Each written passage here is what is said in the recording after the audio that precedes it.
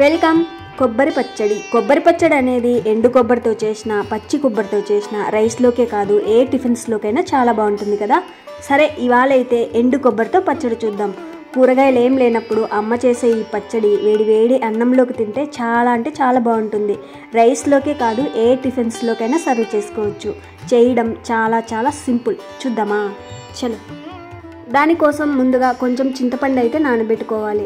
తీసుకున్న ఎండు కొబ్బరికి సరిపడా చింతపండు, అంటే దాదాపు 30 మీడియం సైజ్ ఎండు కొబ్బరి ముక్కలకు ఇది పర్ఫెక్ట్గా సరిపోతుంది. ఆ తర్వాత స్టవ్ ఆన్ చేసి కడాయి పెట్టి హీట్ అయిన తర్వాత 1 టీ స్పూన్ దాకా ఆయిల్ వేసుకోవాలి. ఆయిల్ హీట్ అయిన తర్వాత ఎండు కొబ్బరి ముక్కలు వేసుకోవాలి. ఇవి దాదాపు ఒక 30 దాకా మీడియం సైజ్ ఎండు కొబ్బరి ముక్కలు, అంటే చిన్న చిప్ప ఎండు కొబ్బరి. ఆ తర్వాత వీటిని లో ఫ్లేమ్లో లైట్గా రంగు మారేంత వరకు మాడకుండా వేయించుకోవాలి.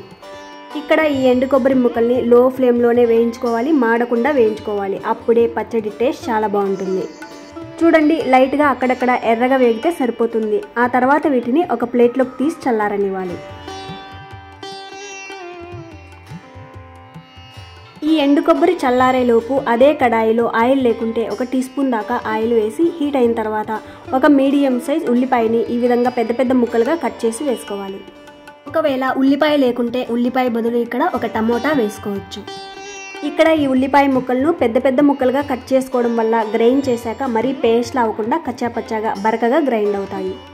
వీటిని మరీ ఎక్కువసేపు వేయించాల్సిన అవసరం లేదు. పచ్చివాసన పోయి స్మెల్ వచ్చాక లైట్గా రంగు మారేంత వరకు వేయించుకుంటే సరిపోతుంది.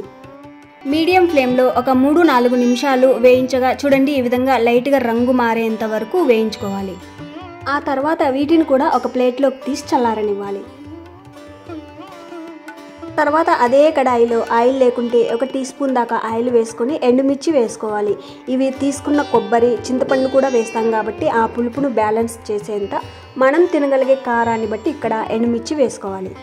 ఎండుమిర్చితో పాటు ఫ్రెష్గా ఉన్న కరివేపాకు రెమ్మలు, 1/2 టీ స్పూన్ జీలకర్ర వేసుకోవాలి. ఆ తర్వాత వీటిని లో ఫ్లేమ్లో ఈ కరివేపాకు క్రిస్పీగా వేగి, జీలకర్ర వేగి మంచి స్మెల్ వచ్చేదాకా వేయించాలి. చూడండి, ఇవి బాగా వేగి ఈ విధంగా రంగు మారిన తర్వాత వీటిని కూడా చల్లారిన తర్వాత ఒక మిక్సీ జార్లోకి వేసుకోవాలి. జార్లో వేసే ముందు ఇందులో వేసిన ఎండుమిర్చి వలన ఒకవేళ కారం ఎక్కువ ఉంటుందనిపిస్తే కొన్ని ఎండుమిర్చిని పక్కకు తీసేసుకోవచ్చు. గ్రైండ్ చేశాక ఫైనల్లో ఒకవేళ కారం తక్కువ ఉంటే తీసేసిన ఎండుమిర్చి మళ్ళీ అయినా వేసుకోవచ్చు. వీటితో పాటు ఇందాక వేయించి పెట్టుకున్న ఎండు కొబ్బరి ముక్కలు, సరిపడా సాల్ట్ కూడా వేసుకోవాలి. ఆ తర్వాత వీటిని మెత్తని పొడిలా గ్రైండ్ చేసుకోవాలి. ఈ విధంగా మెత్తగా చేసుకున్నాక ఇందాక నానబెట్టుకున్న చింతపండు నీళ్ళతో సహా వేసుకోవాలి. ఇందులో వేసిన చింతపండు నీళ్లు సరిపోకుంటే ఇంకొంచెం నీళ్లు కూడా వేసి ఈ పౌడర్ని మెత్తని పేస్ట్లా గ్రైండ్ చేసుకోవాల్సి ఉంటుంది. చూడండి, ఈ విధంగా కొబ్బరి పొడి మొత్తం మెత్తని పేస్ట్లా గ్రైండ్ అవ్వాలి. అప్పుడే పచ్చడి బాగుంటుంది. ఆ తర్వాత ఇందులోకి ఇందాక వేయించి పెట్టుకున్న ఉల్లిపాయ ముక్కలు వేసుకోవాలి. గ్రైండ్ చేసే ముందు ఈ విధంగా ఉల్లిపాయ ముక్కల్ని, పచ్చడిని ఒకసారి బాగా కలిపి గ్రైండ్ చేస్తే సమంగా మెదుగుతాయి.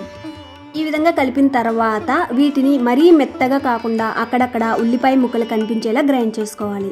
చూడండి, ఈ విధంగా అక్కడక్కడ ఉల్లిపాయలు కనిపించేలా.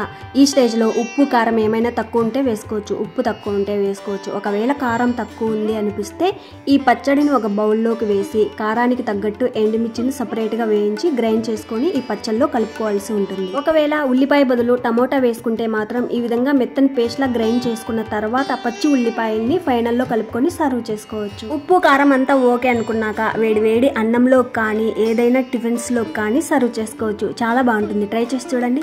సరే, అయితే మరెన్నో సింపుల్ అండ్ టేస్టీ రెసిపీస్తో మళ్ళీ కలుద్దాం. Thank you for watching.